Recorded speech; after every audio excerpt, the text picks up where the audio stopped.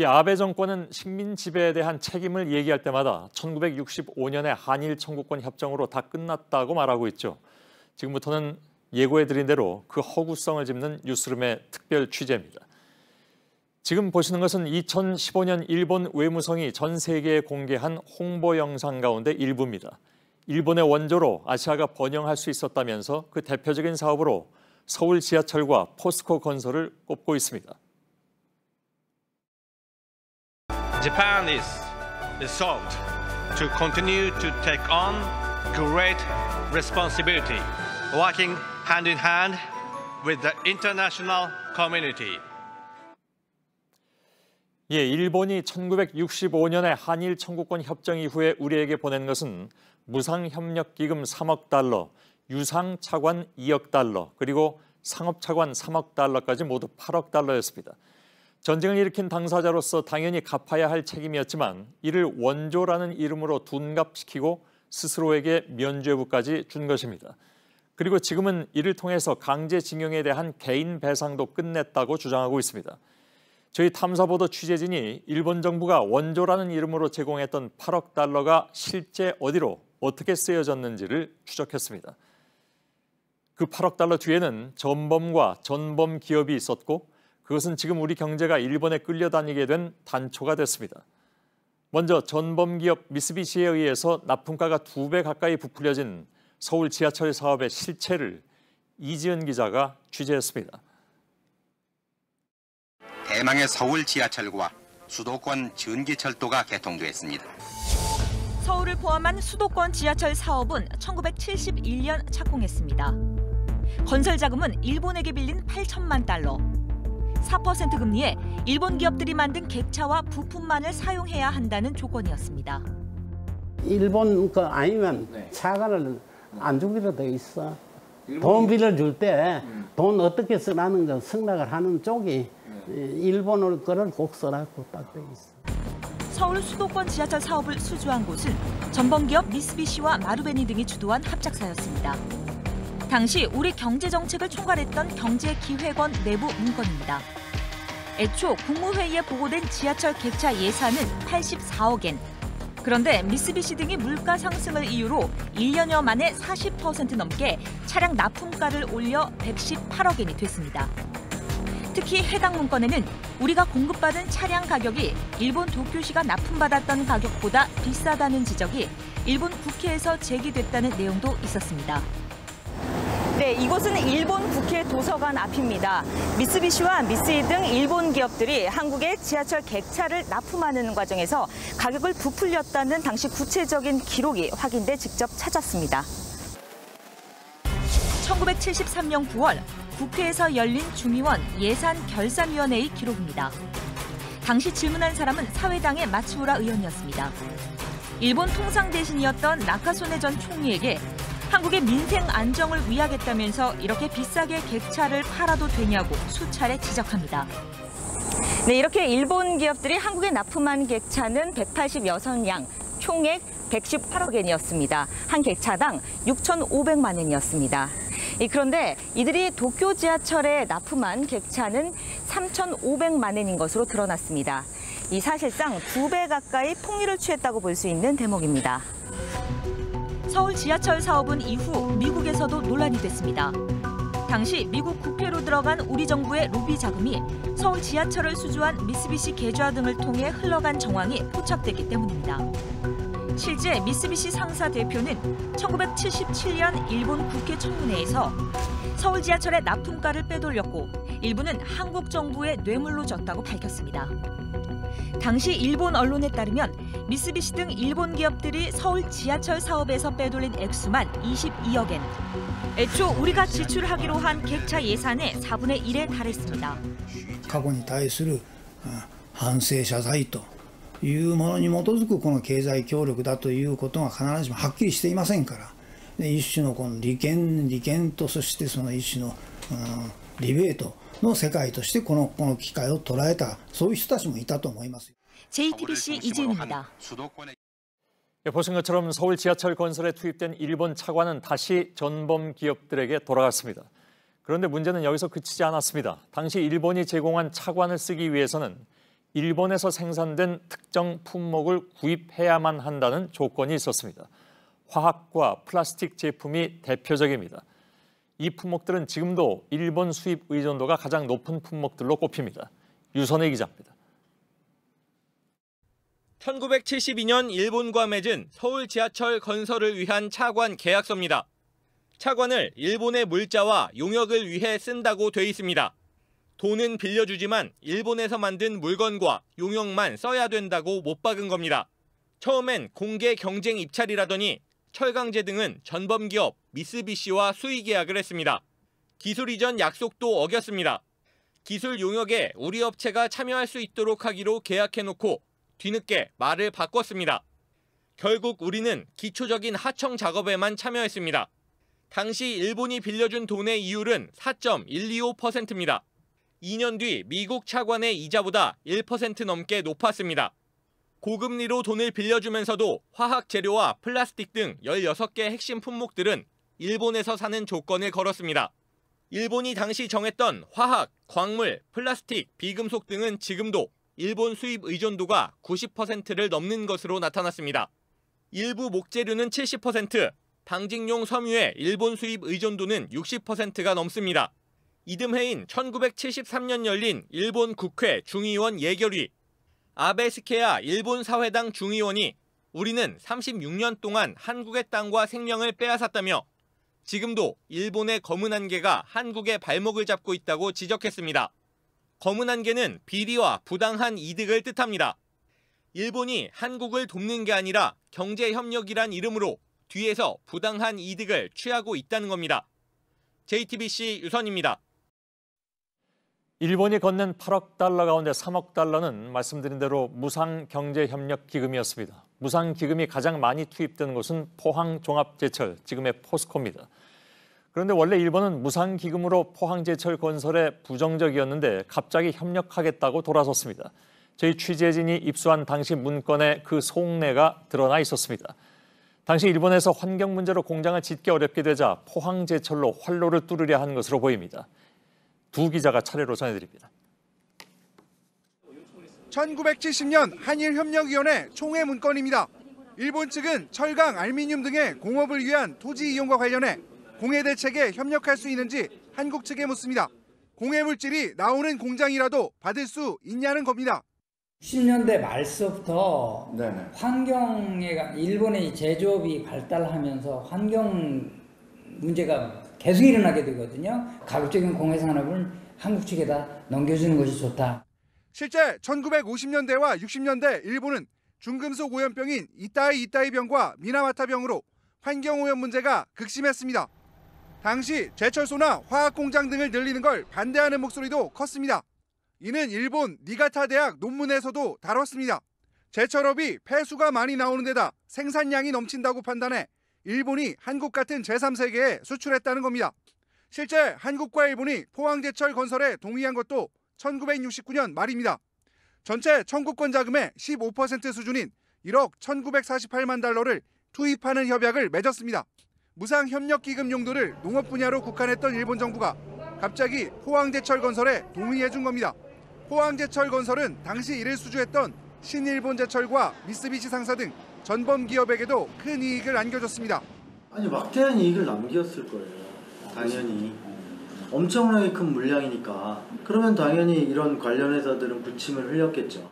당시 한국이 일본 기업으로부터 사들인 설비 금액만 해도 1억 7,765만 달러로 지원 자금보다 50%가량 많습니다. JTBC 이태경입니다.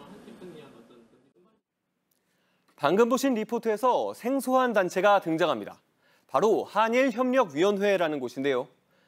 1965년 한일 청구권 협정 이후 일본의 8억 달러를 어디에 쓸지 공식적으로 논의한 것이 한일 강요회의입니다. 그런데 포항제철 사례처럼 민감한 부분을 한일 정재계 권력자들이 모여서 논의한 곳이 한일협력위원회였습니다. 지금 보시는 건 1968년 11월 한일협력위원회를 만들기 위해 한국을 방문한 일본 대표단입니다. 박정희 전 대통령과 악수를 나누고 있는 인물이 한일협력위원회의 초대 회장인 기시 노부스케 전 총리입니다. 아베 신조 일본 총리의 외할아버지로 전쟁 당시 만주국 A급 전범으로 기소돼 희령을 살았던 인물이기도 합니다. 기시 전 총리가 이끌었던 협력위는 한국과 일본의 정치와 경제 문제에 깊숙이 개입했습니다. 취재진이 확인한 한일협력위원회 문건에는 일본의 속내가 고스란히 적혀 있었습니다. 기시 전 총리의 신복이었던 야스기 가즈오가 제시했던 경제협력 방안, 일명 야스기 시안을 둘러싼 논의가 대표적입니다. 이 과정에서 한국은 중화학과 같이 일본과 겹치는 산업을 키우면 안 된다는 언급이 나오는 등 한국을 하청 기지처럼 보는 시각이 담겨 있었습니다. 1970년 4월 2차 한일협력위원회 총회를 앞두고 일본 측이 제시한 장기경제협력 방안, 일명 야스기 안입니다. 한국의 포항 남쪽 공업지역과 일본의 도토리, 야마구치에서 기타 큐슈, 오이타 일부 지역을 포함하는 한일 협력 경제권을 만들자는 겁니다. 한국에서 관세를 면세해주는 보세 지역과 자유항을 늘리고 일본 제품을 가공해주는 합작 회사를 세우자는 겁니다. 일본의 기술력과 한국의 노동력을 결합시켜야 한다고 강조합니다. 아시아 유럽 경제 공동체를 만들 수 있다는 장밋빛 전망도 나옵니다. 하지만 비슷한 시기에 열린 일본 측 소위원회에선 우려들이 등장합니다. 한국이 중화학 공업에 주력하면 일본 산업과 경쟁이 우려된다는 게 대표적입니다. 한국이 석유화학과 같이 기술, 자금이 들어가는 산업에 치중하는 것이 맞냐는 문제도 제기합니다. 당시 한국 측에서도 일본 산업의 하청 자본이 되어서는 안 된다는 의견이 나왔습니다. 또 일본은 중공업, 한국은 경공업이라는 식의 오래된 분업론을 그대로 적용시키면 안 된다고 주장합니다. 당시 언론에서도 한국 경제를 일본의 하청 계열화 체제로 몰아넣을 위험성이 있어 우리 나름의 방안을 세워야 한다고 강조했습니다. 그 완제품 공장에 대해서 기초 소재를 대주는 그 일본의 중소기업들, 그런 기업들이 많이 이제 연루되게 하청하는 그런 구조가 1970년대 중반 정도부터 형성이 됐다고. JTBC 이호진입니다. 저희 뉴스룸은 내일도 원조라는 이름으로 포장되어 온 일본 경제협력기금 8억 달러에 대한 추적 보도를 이어가겠습니다. 내일은 일본의 전범과 전범기업 임원으로 구성된 한일협력위원회의 실체와 함께 이들이 우리 경제에 어떤 영향을 미쳤는지 전해드리겠습니다.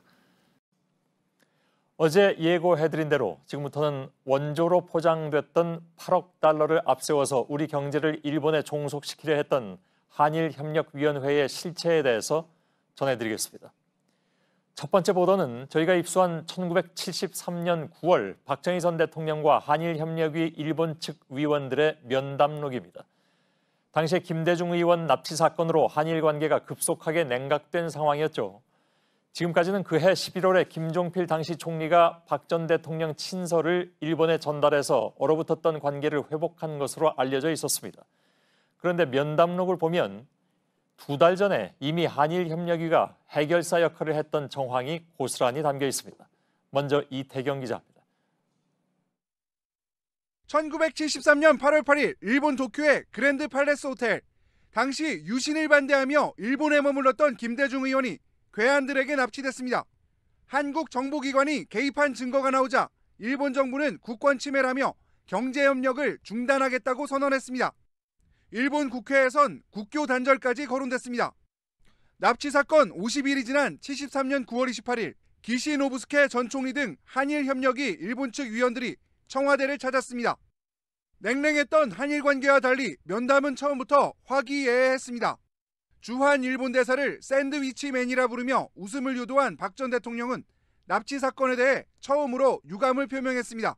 한국 사람이 일본에서 무리를 일으켜 면목이 없는 느낌이라며 정보기관과 관계 있다면 사과해도 인색하지 않겠다고도 말했습니다. 이러자 기시 전 총리를 비롯한 일본 측은 예상치 못했던 놀랍고 기쁜 말씀, 이 사건은 바늘과 같이 작은 문제인데 여론이 도끼마냥 떠들고 있다며 맞장구를 칩니다. 양측은 납치 사건과 별도로 경제는 그대로 협력하자는 데 의견을 같이 합니다. 기시 전 총리가 이번 사건과 양국의 우호 친서는 차원이 다른 문제라고 하자 박 전 대통령은 이 두 가지 문제는 별개로 다루도록 다나카 총리에게 건의해달라고 말합니다. 이 자리에선 한일협력위가 청구권 자금이 들어간 사업을 총괄하는 주체라는 언급도 나왔습니다. 협력위의 다나카 다스오 의원은 한일 강요회의가 지연돼도 유무상 사업은 협력위에서 계속 추진해야 한다고 강조했습니다. 면담 후 2달 뒤 김종필 당시 총리는 박 전 대통령 친서를 들고 일본 다나카 총리에게 공식 유감을 표명했고 한일 강요회의도 재개됐습니다. 전범 기업들의 리베이트 창구가 됐던 서울 지하철 차관 사업도 이어질 수 있었습니다. JTBC 이태경입니다. 보신 것처럼 한일협력위원회라는 것은 한일 관계 주요 국면마다 깊숙이 개입해왔습니다. 원조로 포장된 8억 달러를 내세우면서 일본의 이익을 대변했습니다. 그 배경에는 전범과 전범 기업 그리고 만주군 출신으로 구성된 일본 측 위원들이 있었습니다. 이호진 기자. 지난 2013년 11월 한일협력위원회 합동총회 개회식입니다. 韓日協力委員会は私の祖父、岸信介が日韓協力委員会の初代会長を務め 한일협력위원회 초대 회장인 기시 노부스케 전 총리는 일본이 세운 만주국 총무청 차장을 지냈습니다. 패전 후 3년간 복역한 A급 전범이었습니다. 하지만 출소 이후 일본이 침략 전쟁을 일으키지 않았다고 발언했습니다. 기시 전 총리는 만주군에서 활동했던 박정희 전 대통령과도 각별한 친분이 있었습니다. パククネ大統領のお父さんのパク・チョンヒ大統領、私の祖父の親友でもあったわけでありますし、パク・チョンヒ大統領は最も親日的な大統領であったと言ってもいいと思います。 한일협력위 위원이었던 시나 에스사부로 중위원은 만주국 관공사장 출신입니다. 조선병합은 영광스러운 일이라고도 했습니다. 한일협력위 사무총장 다나카 다스오 중위원도 만주국 통치기구였던 만주철도 출신이었습니다. 한일협력위에 참여한 일본 재계인사 상당수는 전범기업의 임원들이었습니다. 대표적 전범기업인 후지노 주지로 미쓰비시 상사 사장과 미즈가미 다스조 미쓰이물산 사장은 상임위원이었습니다. 위원들 중에는 오쿠보 켄 미쓰비시 전기 대표이사 등 21개 전범기업이 포함됐습니다. JTBC 이호진입니다. 전범과 전범 기업으로 구성됐던 한일협력위원회 일본 측 주요 인사들은 심지어는 우리로부터 훈장도 받았습니다. 한국의 국권 신장과 양국 우호에 기여했다는 이유였습니다. 박준우 기자. 사람들이 입항하는 배를 향해 한일 양국 국기를 흔듭니다. 일본 시모노세키와 부산을 오가는 부관 페리의 재취항을 기념한 겁니다. 배에서 부산으로 첫 발을 내딛는 사람은 다름 아닌 기시 노부스케 전 총리. 자신의 고향인 야마구치현에 시모노세키에서 부산으로 백길을 연 걸 자축한 셈입니다.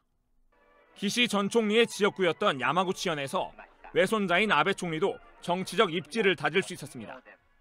기시 전 총리는 취항 다음 날엔 박정희 전 대통령에게 국가훈장인 1등급 수교훈장을 받았습니다. A급 전범인 기시 전 총리가 한국의 국권 신장에 기여했다며 수훈자로 선정된 겁니다.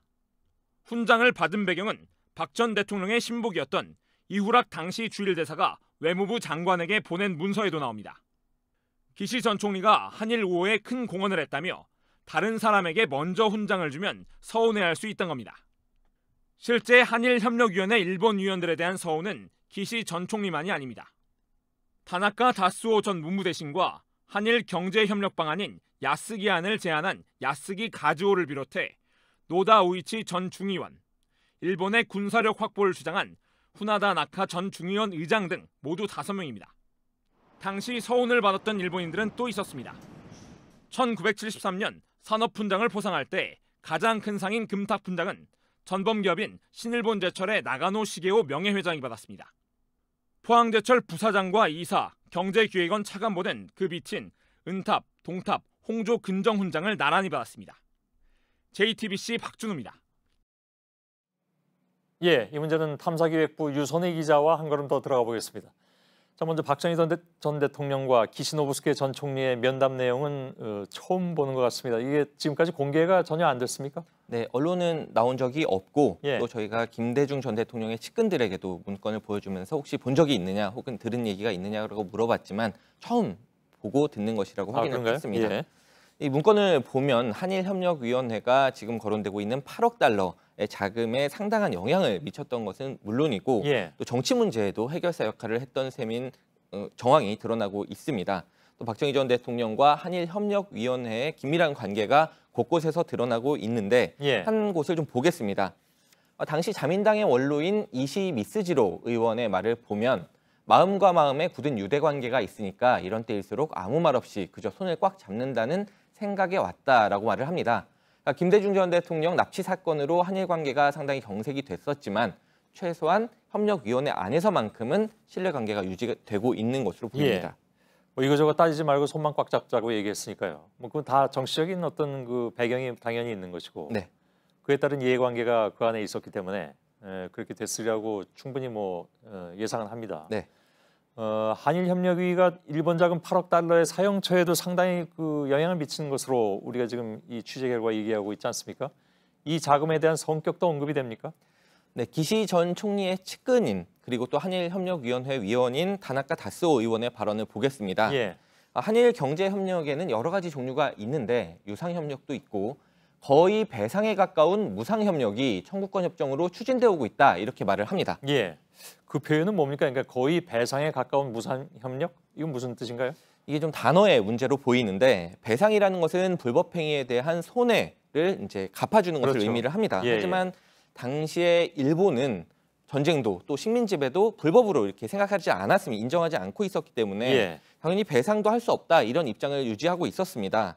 하지만 면담록에는 거의 배상이다라고 스스로 얘기를 하고 있기 때문에 이 부분은 과거 불법행위를 내부적으로는 좀 인정하고 있는 것이 아니냐 이렇게 볼 수 있는 부분도 있습니다. 하지만 알려진다시피 이제 공식적으로는 일본은 이것은 독립 축하금이다, 원조다 이런 명목으로 이제 겉으로는 얘기를 하고 있었습니다. 뭐 그러니까 그걸 인정하기 싫으니까 거의라는 표현을 쓴 거겠죠. 배상금이라고 얘기 안 하고. 근데 이렇게 들어온 돈도 결국은 이제 전범 기업이라든가 일본으로 다시 흘러 들어갔다는 정황. 이게 어저께 저희들이 보도한 내용의 핵심이잖아요. 그렇습니다. 일본이 거의 배상에 가깝다라고 표현한 그 무상협력 3억 달러 중에 가장 큰 부분이 포항제철로 들어갔습니다. 하지만 어제 전해드렸듯이 원래는 농업 지원만 하겠다라고 하던 일본이 제철소 사업에도 지원을 하겠다라고 입장을 바꾼 배경에는 자신들의 환경오염 문제를 해결하기 위한 의도가 깔려 있었던 것으로 파악이 되고 있습니다.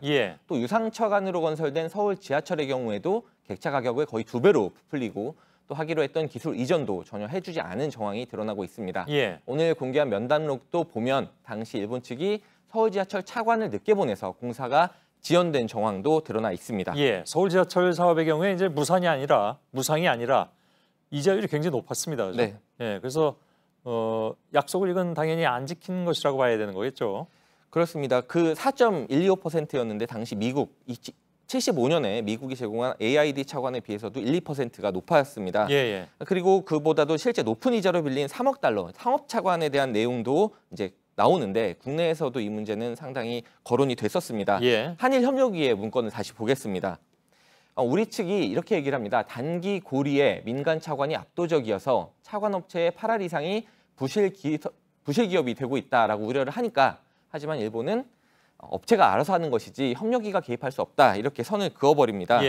또 포항제철 사업처럼 사실 무상으로 줬다라고 일본이 주장하는 것도 현금이 아니라 일본의 기업 물건 또 용역 이런 것으로 주고 그 대상은 또 보도에 들었다시피 상당수가 미쓰비시, 미쓰이 같은 전범 기업들이었습니다. 이 때문에 일각에서는 일본 정부가 우리를 통해서 전범 기업들을 지원해 준 것 아니냐 이런 시각도 있습니다. 한일 협력위 공식 명칭이 그거죠. 이 경우에 일본 정부의 공식 채널이 아니라 민간 단체이기 때문에 약속을 지키지 않아도 항의하기가 쉽지가 않았을 것 같습니다. 아까 같이 뭐 다른 건 다 개입하면서 그건 우리 문제가 아니다라고 그냥 발뺌을 해버리는 경우라든가 어떻습니까?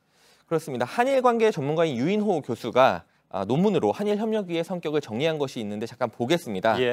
한일 간의 공식적인 외교 채널을 통하기보다 개인적으로 안면이 있는 정치가를 통해서 중요한 일들이 처리되고 또 이해, 이권 청탁 등으로 정치적 부패와 연결된다 이렇게 정의하고 있습니다. 그러니까 아베 총리는 65년 청구권 협정 그리고 이후 69년부터 시작된 한일 협력위를 통해서 준 8억 달러 자금으로 모든 게 끝났다 이렇게 주장을 하고 있는데 하지만 그 돈을 어디에 어떻게 쓸지 피해자들은 전혀 몰랐고 또 배상도 받지 못했습니다. 서울 지하철의 경우처럼 오히려 전범과 전범 기업 또 만주국 인맥들로 구성된 한일협력위원회가 일방적으로 개입을 해서 또 상당 부분이 다시 일본으로 흘러들어간 정황이 이번 문건으로 드러나고 있습니다. 자, 내일도 관련 보도가 이어지죠. 네, 내일은 한일협력위원회가 우리 자원 개발에도 영향을 미친 정황을 전해드리도록 하겠습니다. 유선희 기자였습니다.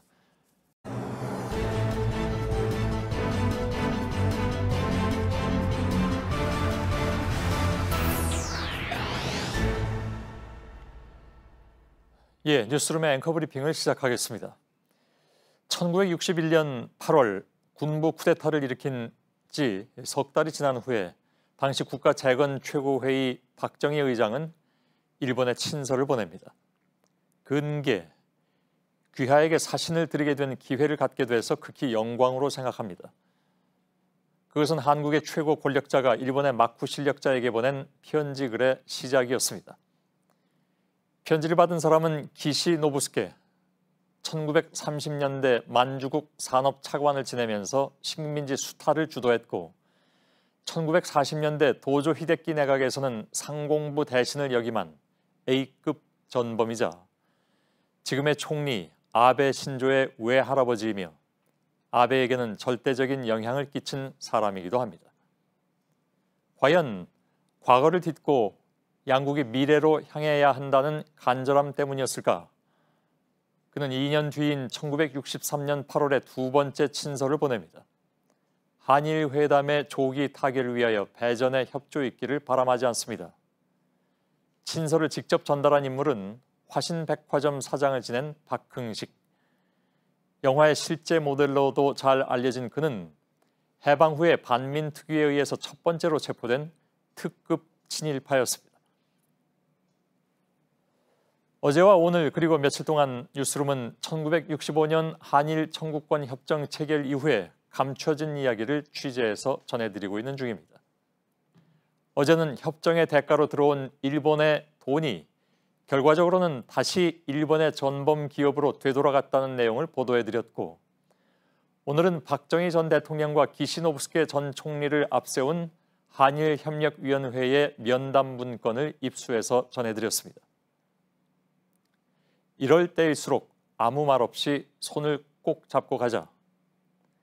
한국과 일본은 1965년에 그 협정 이후에 끈끈한 우애를 다졌다고 문건은 말하고 있는데 그들이 다진 그 우애란 한국과 일본의 국민을 위한 것이 아니었고 가해국과 전범 기업에 면죄부를 주는 동시에 서로의 정치적 입지를 다진 계기로 이용됐던 것입니다.